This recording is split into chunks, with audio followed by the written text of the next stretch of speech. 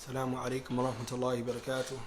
الحمد لله الذي أرسل رسوله بالهدى ودين الحق ليظهره على الدين كله وكفى بالله شهيدا وأشهد أن لا إله إلا الله وحده لا شريك له وأشهد أن محمدا عبده ورسوله وصلى الله عليه وعلى آله وصحبه وسلم وتسليما مزيدا أما بعد.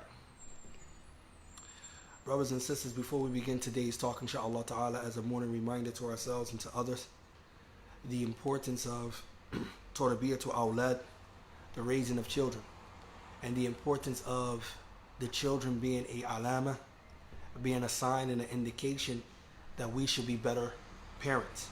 Having children as a default supposed to make us better parents and not the opposite of it. And before beginning, inshallah ta'ala, I want to mention a group of verses, bi'idhnillah, that highlights on the key point that I'm going to be talking about in this talk, bi'idhnillah ta'ala. Allah Azza wa Jalla says, being as though it's also Yawm al-Jumu'ah, it's Friday, Allah Azza wa Jalla says in Surah Al-Kahf, Allah Azza wa Jalla says about Musa meeting this very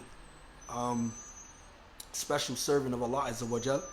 Allah Azza wa Jalla says, أعوذ بالله من الشيطان الرجيم فوجدا عبدا من عبادنا آتيناه رحمة من عندنا وعلمناه من لدنا علما. Then they found out one of our slaves on whom we have bestowed mercy from us and whom we have taught knowledge from us. Allah continues, He says, قال له موسى هل أتبعك على أن تعلمني مما علمت رشدا. He said, Musa said to him, to this slave, which was named Khidr,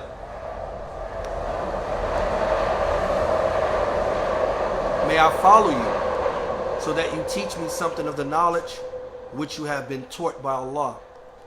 قال إنك لن تستطيع معي صبرا.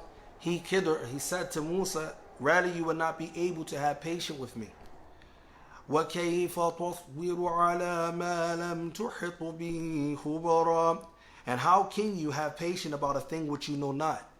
This is important. This is not the time to really go into these verses. Trust me, there are many tafsir to just the importance, benefits and jewels and gems that can be extracted from this particular surah. But that's not what we're going to focus on. But it's just amazing if you pay attention to the Quran that there are a lot of jewels inside it.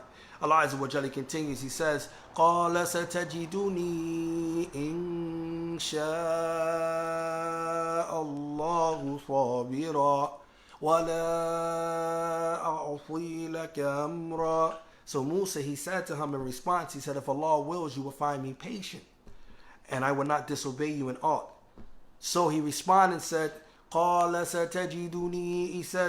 He said, قَالَ فَإِنِ اتَّبَعْتَنِي فَلَا تَسْأَلْنِي عَنْ شَيْءٍ حَتَّى أُحْدِثَ لَكَ مِنْهُ ذِكْرًا. He said to him, then if you do follow me, ask me not about anything till I myself mention it to you. He says, فَانْطَلَقَا حَتَّى إِذَا رَكِبَا فِي السَّفِينَةِ خَرَقَهَا قال أتركتها لتغرق أهلها لقد جئت شيئا إمرا. Immediately you see Musa alayhi salam in this story, he just didn't stick to what he said. He actually automatically asked him after the first event. He said, so they both proceeded till when they embarked the ship, and Khidr, he put a hole into the ship. So Musa, he said, have you put a hole in order to drown his people? Rather you have committed a thing that is a munkar, that is an emr, is a munkar that you just had committed. قَالَ أَلَمْ أَقُلْ إِنَّكَ لَن تَسْتَطِيَ مَعِيَ صَبْرًا. He said to him, Khidr said, did I not tell you that you would not be able to have patience with me? قَالَ لَا تُوَاخِذْنِي بِمَا نَسِيتُ وَلَا تُرْهِقْنِي مِنْ أَمْرِ أُسْرًا. So Musa said, call me not to account for what I forgot, and be not hard upon me for my affair with you. فانطلقا حتى إذا لقيا غلاما فقتله قال أقتلت نفسا زكية بغير نفس لقد جئت شيئا نكرا. Then they both proceeded till they met a boy, and Khidr killed him. So Musa, he said, have you killed an innocent person who have killed none? Rather you have committed a thing that is nukr, that is evil. قال ألم أقل لك إنك لن تستطيع معي صبرا. So he repeated, he said, did I not tell you that you cannot have patience with me? قال فإن سألتك عن شيء بعدها فلا تصاحبني قد بلغت من لدني عذرا. Musa said, if I ask you anything after this, keep me not in your company. You have received an excuse from me. فانطلقا حتى إذا أتيا أهل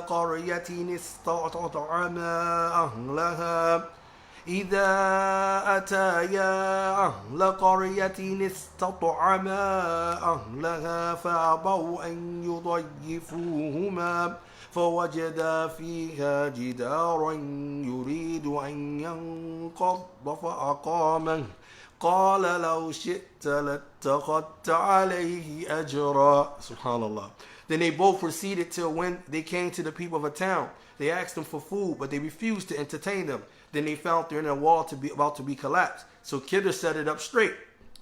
Musa, he said, if you have wished, surely you can have taken wages for it. The reason why I'm smiling is because Musa alayhi salatu wasalam, if y'all don't know about this story, the noble have the hadith in there when the Messenger of Allah sallallahu goes and expound on this hadith and showing that Musa at one time was saying that he was the most knowledgeable ala wajh al-ard of Allah subhanahu wa ta'ala on the earth, and Allah sent him Khidr. And so that I'm smiling because Allah, the Prophet ﷺ said, had Musa been patient, we have known more of the story. So it's amusing that, you know, each time Musa ﷺ is saying, hey, I'm not going to say nothing. And Khidr is telling him that you're not going to be patient. So every time something happened, alhamdulillah, Musa, he cannot contain his astonishment. So he actually bursts out and says something. So here we get to our point, inshaAllah. قال هذا فراق بيني وبينك سأنبئك بتأويل ما لم تستطع عليه صبرا. Khidr said, this is the parting between me and you. I will tell you the interpretation of those things over which you were unable to hold patience. أما السفينة فكانت لمساكين يعملون في البحر فأردت أن أعيبها وكان وراءهم ملك يأخذ كل سفينة غصبا. As for the ship, it belonged to the masakin, the poor people. I will tell you the interpretation of those things. He said, the poor people working in the sea. So I wish to make a defective damage in it, as there will be a king behind them who will seize every ship by force. وأما الغلام فكان أبواه مؤمنين فخشينا أن يرهقهما طغيانا وكفرا فأردنا أن يبدلهما ربهما خيرا منه زكاة وأقرب رحما. He said, as for the boy, his parents were believers, and we feared lest he should oppress them by rebellion and disbelief. So we intended that their Lord should change him for them for one better in righteousness and nearer to mercy. وأما الجدار فقال لغلامين يتيمين في المدينة وكان تحته كنز لهما وكان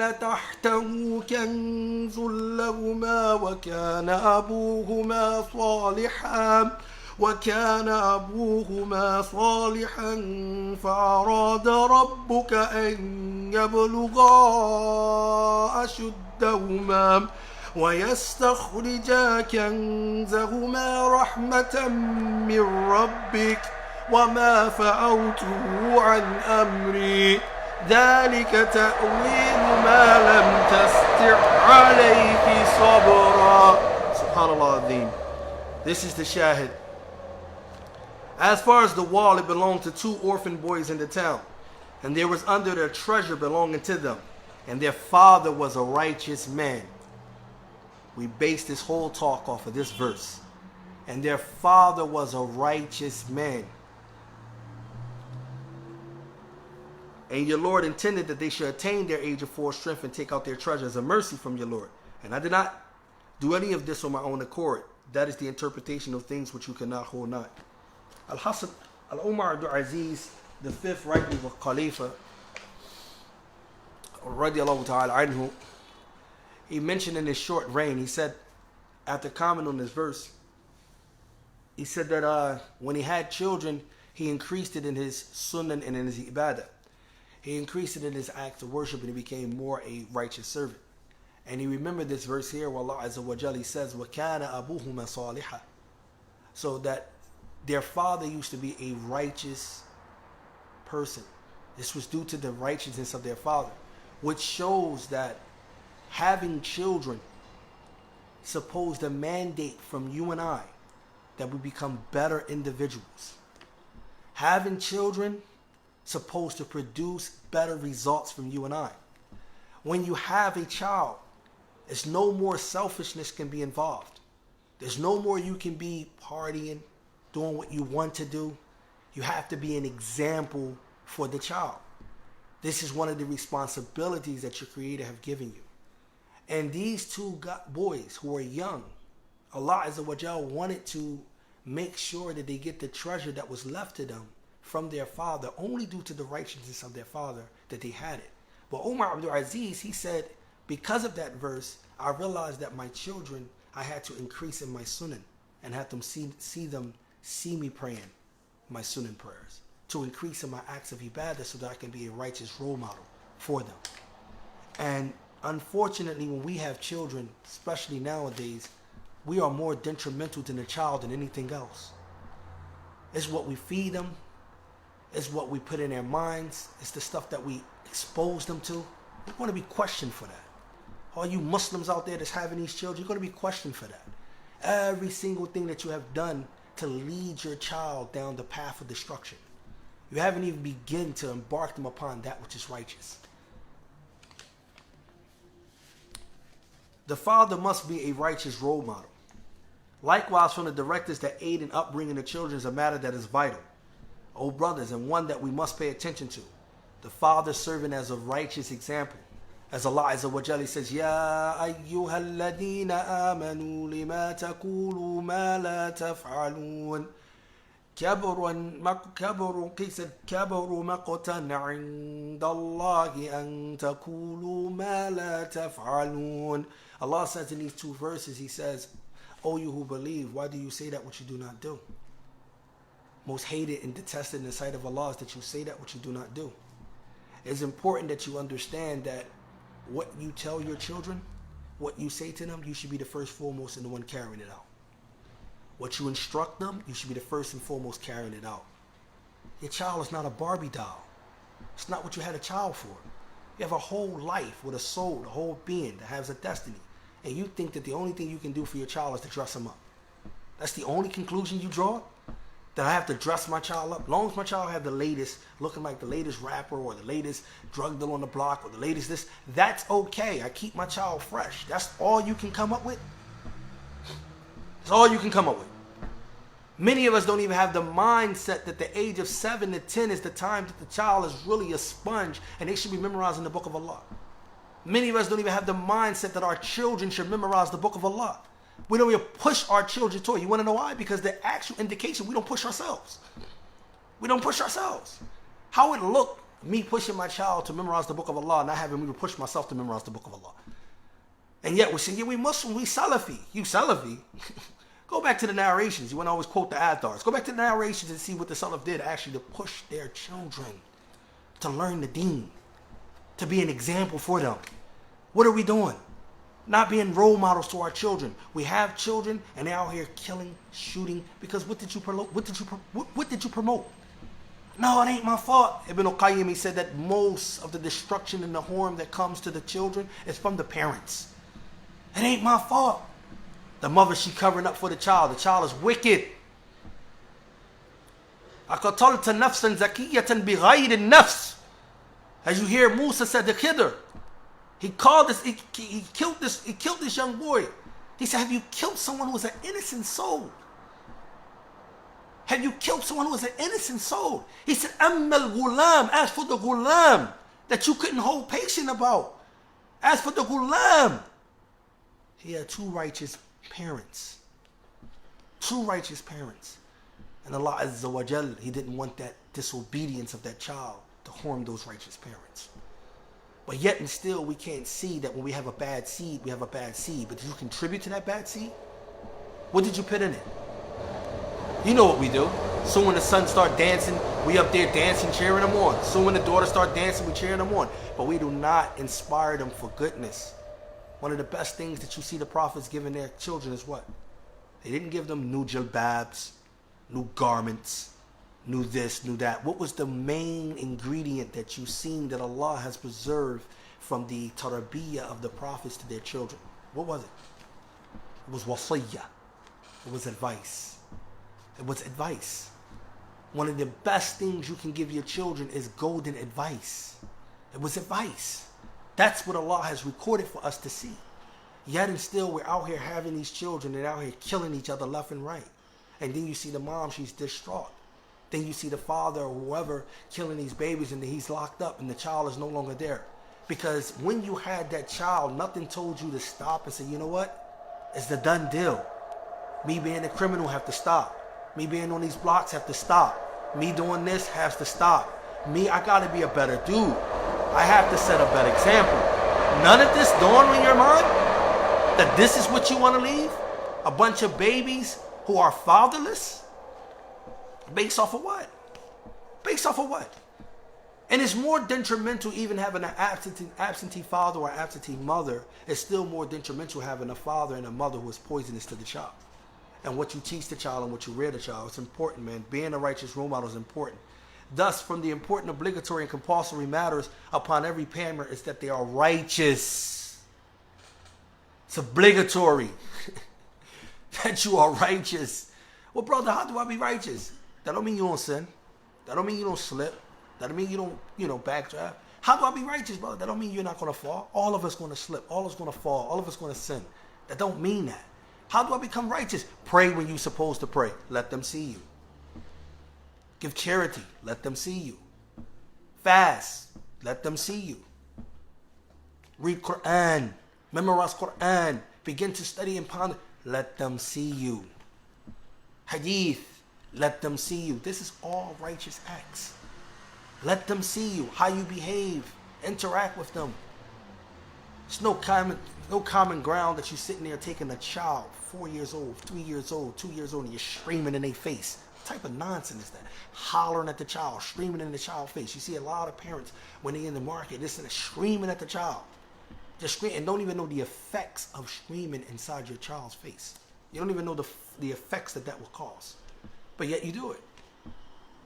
You do it. Curse them out, call them all types of names. You're not going to be nothing but a deadbeat like your father. The negative projection that you place upon the children, and yet you still don't see it. And then the child grows up and he's in and out of juveniles and juvenile homes or juvie halls. He's in and out of this center or that center. Then he graduates to the big boys. He's in and out of this. Why? Because you kept telling him he wasn't going to be nothing anyway. It wasn't going to be nothing but a deadbeat. It wasn't going to be nothing but this and that. There was no positive reinforcement or encouragement whatsoever. Why? Because you yourself was negative yourself.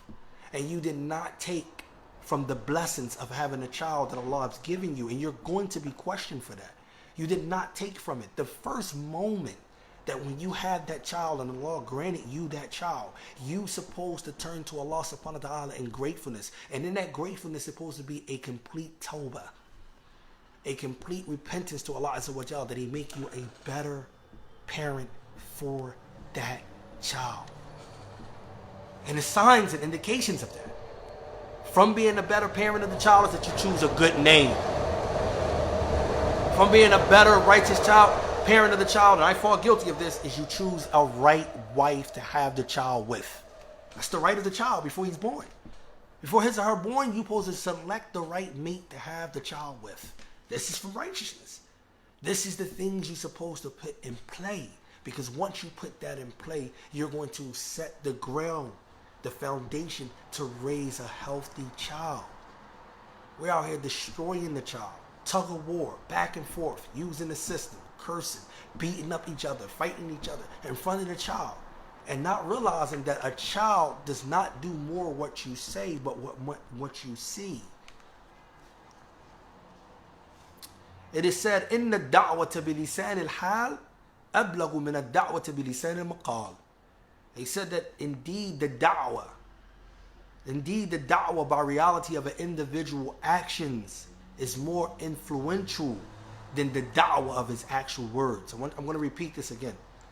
The da'wah, the best da'wah you can give is with actions, not with statements. The da'wah, the call. Indeed, the da'wah by a person's action is more influential than the da'wah of a person's words. You understand? And your children have front row seat. Okay? They have front row seat. They can tell when mommy not feeling good. They can tell when daddy not feeling good. They can tell. They are there. They are sponges. And you're going to be responsible for what you expose to them in that house. What you're feeding them. We have to be mindful of this. Therefore, you must be a righteous role model for your child. And this is why Allah subhanahu wa ta'ala, He said concerning the Prophet sallallahu alaihi wasallam, لَقَدْ كَانَ لَكُمْ فِي رَسُولِ اللَّهِ أُسْوَةٌ حَسَنَةٌ. Indeed, in the Messenger of Allah, you have a beautiful example. لِمَنْ كَانَ يَرْجُ اللَّهَ وَالْيَوْمَ الْآخِرِ. For whoever hopes for Allah on the last day. وَذَكَرَ اللَّهَ كَثِيرًا. And he remember Allah subhanahu wa ta'ala much. So in reality, if you look at the children that was around the Prophet ﷺ, if they have a brief encounter with him, if they had a moment, or if they spent the night, like Abdullah ibn Abbas at Maymuna, at his aunt Maymuna, he stayed the night at the house of the Prophet ﷺ. Like Anas ibn Malik, who spent 10 years because his mom put him in the servitude of the Prophet ﷺ. Like many other countless companions, like Abdullah ibn Umar, radiallahu ta'ala anhuma, like Abdullah ibn Mas'ud, like many of the countless companions, like Zayd ibn Haritha, who've been under the tutelage of the Prophet ﷺ. They all mentioned that he was radiant, that he was pleasant, that he what? They remember something of his character. And yes, they do have stories where they remember his advice, but they remember more of his character and what he did. He didn't shout, he didn't scream, he didn't put him down, he didn't do X, Y, and Z. They remember these things of the Prophet ﷺ, and it had a lasting effect on them. You supposed to be righteous. Where you get this concept that you can be a criminal and have a child? You foul, man. Why you think you can still be a criminal and have a child? Where do you get this concept that it's okay to be a criminal and have a child, and then look it's contradiction. That's what it is. It's a contradiction. Oh, I want you to go to school, and I want you to get all of the good grades, and I want you to be the best you can be. Have everything that I didn't have. But you're a criminal. So now the child want to be just like you. The child takes in the footstep of wanting to be a criminal, but the whole time you keep pushing the child. No, you're supposed to get an education. You're supposed to do this. But you dropped out. You didn't complete. You didn't do none of that. But the child is looking at you and looking at what it is. So he goes out in the street and he hears that my father got a reputation. Yeah, they was known for doing this. So now he wants that. You see? He want to be a part of that. That bad legacy that you have left out there in the world. He want to be a part of that. But yet you keep telling him, no, I told him to do this. I told him to do that. But you did not lead by example. You had a child, you're supposed to stop yourself, man. Babies having babies. That's literally what's going on. Babies having babies. People don't know the first thing about parenting. And you say, brother, what are you talking about? You don't know the first thing about parenting. How can you destroy the child? So then you got these group of people over here who's sitting here telling you and watching you. You have a bunch of people over here watching you and your child, knowing that you're impoverished, you're in an impoverished state, knowing that you're in an urban city, knowing this and that, and then they're being judgmental of you, and they're thinking of ways of taking your child from you. And you're not even realizing that they're lining up, and they already have done it. They got centers and they got programs to take your child from you. To tell you your child is this and your child is that, and you're sitting there saying, why? Because at the end of the day, you have not begun to take the proper steps when having that child. You had 9 months in advance to prepare, to make preparation, to get yourself right, so that you can give the child the best. And giving the child the best got nothing to do with what they wear. It got nothing to do with any of those different things. Giving the child the best thing you can give them is a spiritual foundation before anything physical. And you haven't set that up. You have to set that program up. And that's what we want to give advice. This is more so advice to myself, because you watch it and you see your children growing up in front of your eyes, and you see the fact that where you have failed them, you have to be honest with yourself where you failed your children. because you still want to party and do what you want to do. I want to do this, I want to do that, I want to have this, I want to have that. No, that have to stop. It has to. And then what you have to do, you have to protect the children from away from those things, inshallah. He continues, he says, accordingly you are to be a good example for your child, to be one whom himself preserves the commandments of Allah Azza wa Jalla, abstains from the prohibitions and keep distance from the impermissible matters. When you say to your son, O son, pray, observe the salah. O my son, you must be one who already goes to the masjid yourself. That's what the son going to pay attention to. The son not going to pay attention to you telling him to pray. He's going to pay attention to you praying. And he's going to add it up. And children are fast thinkers. They can actually see. They're going to say, okay, he's telling me to pray, but he don't pray. She's telling me to do this, but she don't do this. You see? It all goes down. It is befitting that you yourself has preceded him in that and observing the salat. Similarly, when you forbid him from something like impermissible smoking, drugs, or anything, don't do it around your children. I never understood that. Drinking, smoking, and polluting all that around your children. I never understood that. And we think that that's just the urban culture. That's what we're supposed to do. No, you're being poisonous to your child. That's what you're doing. You don't supposed to do that to a child. A child is innocent for how long? The innocence of a child is for how long? That innocence is until they reach the age of bulugh. Do you understand? And you are responsible as a parent to make sure that that innocence is maintained throughout until they reach the stage where their sins is on them. You have to cultivate that. If you give them a bad experience and you expose them to something within that time of their innocence, then you are at fault and you created that trauma and you created the bad effects or the residue that comes from that. This is why you can understand and appreciate Ibn al-Qayyim's statement, which is true if you really ponder and reflect on it. The fathers and the parents are the corruptors of the children. Because in that state of that innocence that they have, this is the time you're supposed to be on your best behavior to guard that innocence. When they reach the age of bulugh, that age where they reach when the sins is upon them, you supposed to have gave them the best experience that they can have. It don't mean you gave them the best of the dunya. That don't mean that. It don't mean you give them the best of the dunya. Stop translating that to mean that. That don't mean that. Giving them the best experience of keeping their innocence intact. That's what you want to do for the child. And you have fulfilled your responsibility and your trust to Allah Azza wa Jalla and being a caretaker when you do that. And this is some of the things that I have felt, and because we didn't take it seriously. We was having children, and we up there, you're having children, you're dealing with the family, you're dealing with the mom, you're dealing with this, and that, and life is still going on. And at the same time, that child is being polluted to whatever you are exposing that child to.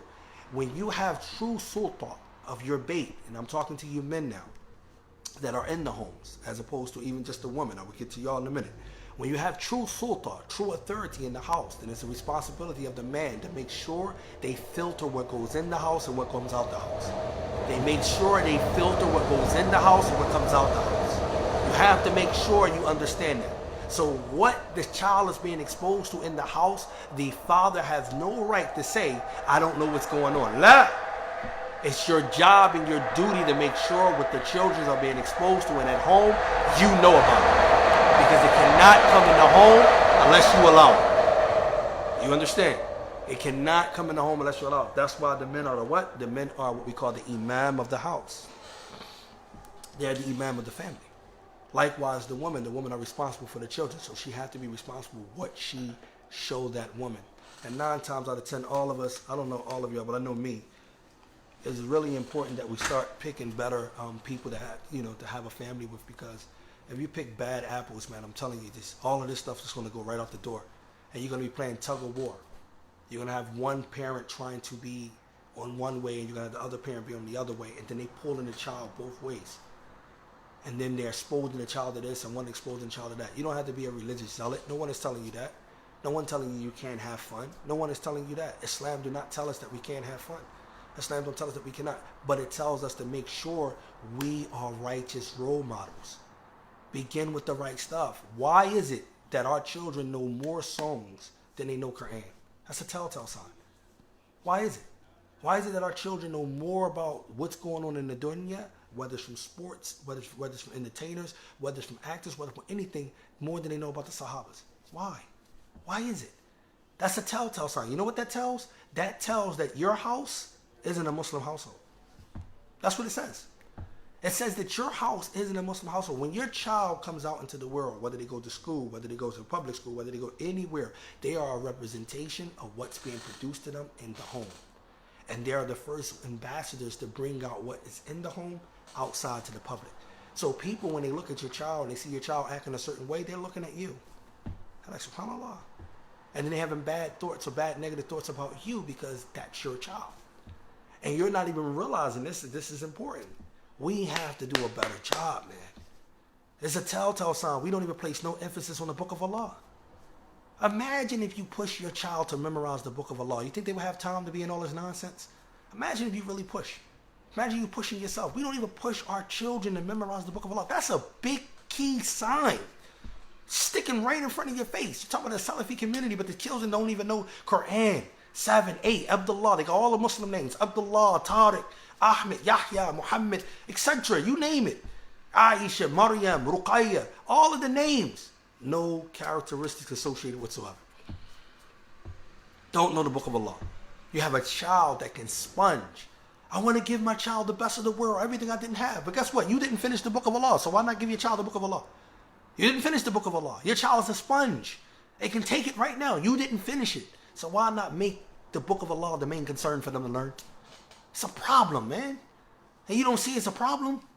That your child don't understand the Book of Allah? You should be grinded up for that. You should grind yourself up for that. Some of the ulama of the past, they said that they wouldn't allow their children to begin to study hadith unless they begin with the Book of Allah. They wouldn't allow their children to study the hadith unless they begin with the Book of Allah. They wouldn't allow their children to study hadith unless they led the people in congregation in the Qiyamul Layl, the night prayer, or Taraweeh, because they had the Book of Allah. Look what we place emphasis on in our homes. Dress, clothing, food, the best names. Just look at just think about it. Cars, right? Gadgets, devices. Just look at the average Muslim household and be honest with yourself. And look what we value versus what we instill. And if you see that, you're going to realize that we're not, and I'm included in this. I'm included. I'm not excluding myself. I'm included in this. Our value is not the correct value. When you look at the first 3 generations, their homes were Muslim households. Really Muslim households. They wasn't Muslim on the outside, but in the inside they wasn't. No, they was Muslim on the inside just as well. Their homes were producing that. That's why you find narrations of them finishing the Quran in 1 week and 1 day. That's why you find these narrations. Because they concentrated their children on what was important. And that's why they had children that became the tabi'een, that raised up and was the best generation next. And that's why that next generation produced another generation that's about tabi'een, because they raised them up and they became next. But we're not raising them up to be that, man. We're raising them up to be like Young Thug, Meek Mill, Jay-Z. Be real. The next athlete. Get mommy a big home. That's all you can figure out? Not get mommy a home in Jannah. None of that. They don't put no aspiration on any spiritual at all. And you wonder why they out here robbing the next man or beating somebody up in the head, hurting elderly people or raping females. You wonder why they doing all this stuff, because what did you instill to them in the home? You didn't put nothing of spirituality into your child? Nothing to let them know that this is good, this is right, and that we love to do good and we love to do right, and that being a good person, whether you are broke or not, is the best person you can be? That benefiting others is the best thing you can be? But no, that's not what's pushed out. That's not what's pumped. So we, as Muslims, we have to step up and be honest and start going back into our households. Start becoming better parents. You're not a good parent if you are instilling corruption into your child's life. I don't care what you say. I don't care who validates you. I don't care if someone tell you, yeah, you're a good parent because you bought them shoes. You're a good parent because you feed them a place. No, you're maintaining them. That's the difference. You're maintaining them and you're allowing them to grow on their own. And when you allow them to grow on their own, they come to be what they want to be. You're just maintaining the child, feeding them, clothing them. That's all you're doing. But if you really was trying to nourish the child, then you will make sure you are an example, and you will make sure what you're nourishing on will be an example. You don't have to be a religious zealot. You don't have to not let them play. Let Ahmed run around. But guess what? When Ahmed have 5 minutes to sit down, we're going over ayat. When Ahmed have 10 minutes to sit down, we're going over hadith. Let Ahmed play. Don't never restrict Ahmed from his playing. But at the same time, make sure you teaching Ahmed as you go. Do you understand that? And they're going to pick up from that. And they're going to remember that. Get your children, if they're older, they're teenagers, get them in the habit of visiting the grave. You want people to stop killing people? All you got to do is, you don't got to take them to a Scare Tough program. They don't got to go inside a prison and see a bunch of convicts and say, this is where you want to hit up, you keep going where you're going. Take them to the grave. That's what you do. Let's go here, we're going to sit at the grave. This is the reality of everyone. This is our reality. This is where we are all going. We will be there soon. That's where you take them at, and you let them see that. They're old enough, you let them witness that. And by the permission of Allah Jalla wa'ala, it will scare them to death. And we'll put the right mindset. Give them books. Books is nothing better than filling the mind. The imagination was given to us by the Creator. Give them books. You want a smart child? You give a child books. Not devices, not gadgets, not this, not that. Give them books. That child will be very smart, very informative, and understand things. But we're not even producing the right stuff. And it's simple, inshallah ta'ala. We ask Allah to make us better parents. Really make us better parents so that we can produce righteous offspring. We ask Allah Jalla wa'ala to allow us to not be selfish. Your life stopped the moment you had the baby. Your life stopped. And what I mean by your life stopped, meaning the selfish stuff that you do when you were by yourself. Now that you're no longer alone, you can't just do all of those things that you want to do. You can't. Bringing this man and that man around your kids. Do you not see what's going on in the world? Do you not see babies getting killed left and right? People are not working with 4 decks. You don't see it? But he's handsome. But they're not working with 4 decks. You cannot possibly think that you're safe. Next man walking around here, you don't know what's in his mind. You know what's here. You know the Prophet ﷺ made it clear that if a person doesn't have Iman, they're dangerous. What's going to restrict them? What's going to stop them if they don't believe that there's a higher power that can stop them? What's going to be if they don't believe that there's a right or wrong morality or anything? What's stopping them? They're just going to do what they want to do. And you feel safe around that person? No. I don't feel safe. So if you don't realize that, then why would you have your child around that person? Why would you have your child around an immoral person? That's how you should start seeing people. Moral versus immoral.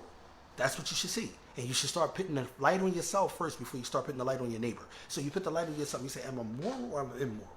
As I'm doing things that are moral or I'm doing things that are immoral? Do I produce and do these things around my children or not?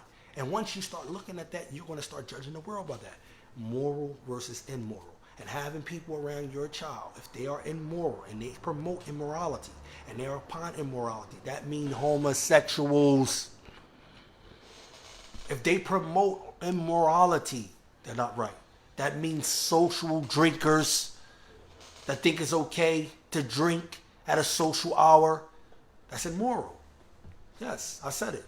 It's immoral. A person that thinks drinking comer at any hour, social gathering, is immoral. That's what it is.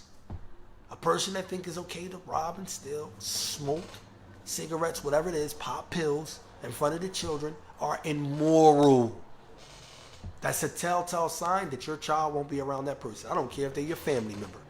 Immoral. Immorality versus morality. The believer versus the non-believer. And this is what we have to start putting in our minds. We are the gates. We are the doorkeepers to our children's soul. And in order to keep that soul intact, we have to make sure that we are guarding it correctly. So we have to make sure we're putting them in the best environments, putting them in the best circumstances, and giving them the formidable tools to go out in the world to fight with. If we don't give that to them and we don't arm them with them, they're going to be doomed. And most of it's going to be due to our own hands. That's what we wanted to bring today, inshallah ta'ala. May Allah subhanahu wa ta'ala allow us to serve to be a reminder for myself and for you all, and that we make better choices, and for the choices that we made in the past, that He forgive us for it, and that He really allow us to become better parents, and also allow our children to become better children and dutiful to their parents, inshallah. And inshallah, subhanakallahumma bihamdik, ashhadu an la ilaha illa anta astaghfiruka wa atubu ilayk. Jazakallah khair.